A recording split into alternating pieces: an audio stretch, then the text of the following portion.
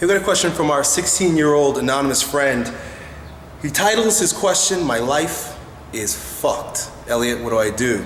And after reading your question, I wouldn't argue against that. You've got it pretty rough. You're 16 years old, so everybody has a perspective on what's going on. His dad's got cancer, right?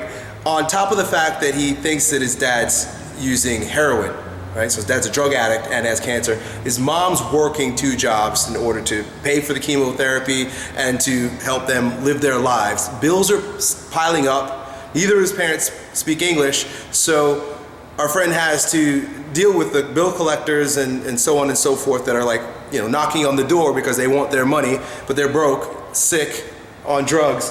His sister used to be there and was a very supportive character, but she left.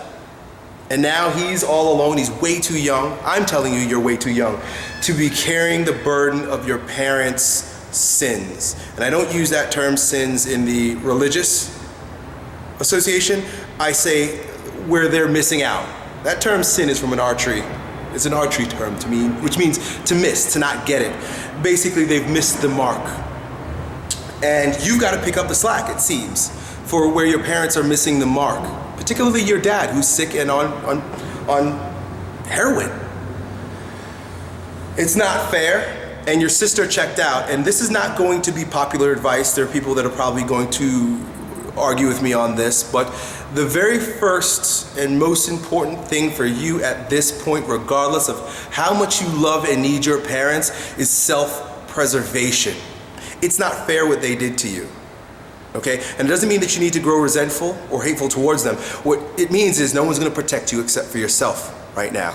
You're at a very vulnerable age where the adults in your house should be, and perhaps they are to the best of their ability, but it's not working out, doing everything that they can to make you the strongest version of yourself or help you develop the foundation to grow stronger.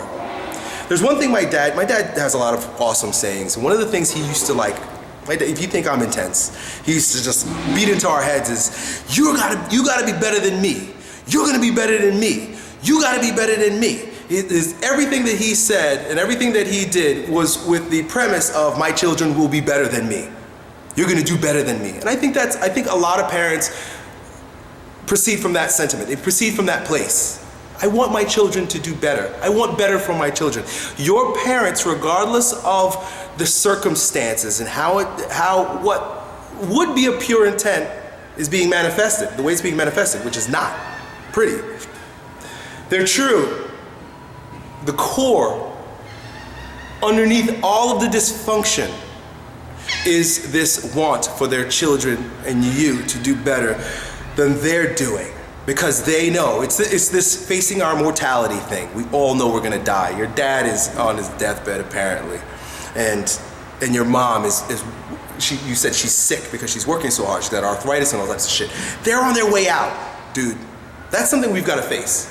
They've gotta face and you gotta face. They're on their way out, you're on your way in. What's more important, for that thing that's on its way out to fizzle out without distracting that which is coming up? Right? Or for that thing on its way out to suck the life out of the thing that's coming up, right? Out with the old, in with the new. But the new is going to carry a lot of dysfunction and disturbance if it cannot separate itself from that which it came through. Your parents, they brought you into this world, be grateful for them, but you gotta get out just like your sister got out. Your sister's saving herself. You mentioned that you're going to college. You're supposed to be going to university next year, but you don't want to. I understand. The feeling is not there right now. You're depressed.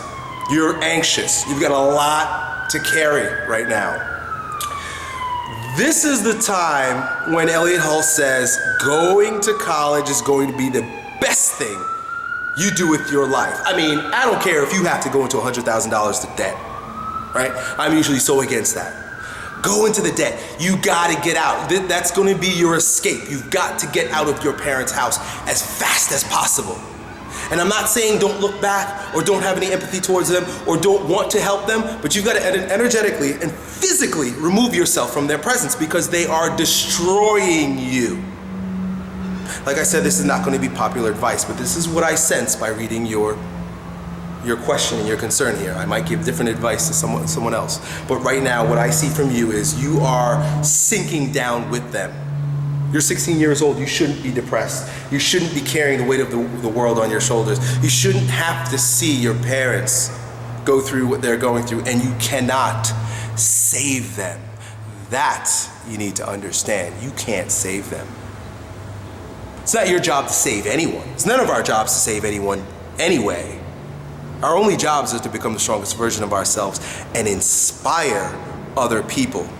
The word inspire means to breathe into, right? The word expire means breath has left, right? Expire, die. Breathe into, give life. You can only breathe life into that which is growing, into that which wants to become alive. That's why that word inspire is so much more powerful and potent than motivation. Inspire. So your job is to then use the strength that you've gathered by becoming a stronger version of yourself, which can only happen when you remove yourself from the expiring situation, the dying situation. And then in their honor, inspire, breathe life into other people. Make that your life's mission. Make that the focus of your attention from this day forward. You get out of there. Go to college. Go. Get out of there. Grow stronger. And that's going to be a journey in and of itself. There are going to be ups and downs. There are going to be challenges. There are going to be heartbreaks. There are going to be pains associated with. But you're on a journey, and you stay on that journey. And while you're on that journey, and you can look back to others that are a few steps behind you, or a few years behind you on that journey, like I do, because I know most of you guys are younger than me that watch these videos. You breathe life into them.